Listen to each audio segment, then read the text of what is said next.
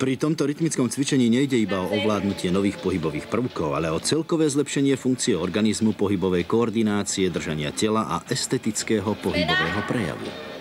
Na zem.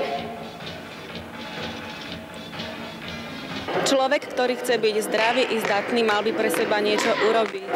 My sme sa preto pokúsili obohatiť život o dôležitú súčasť telesnej kultúry, o denné cvičenie.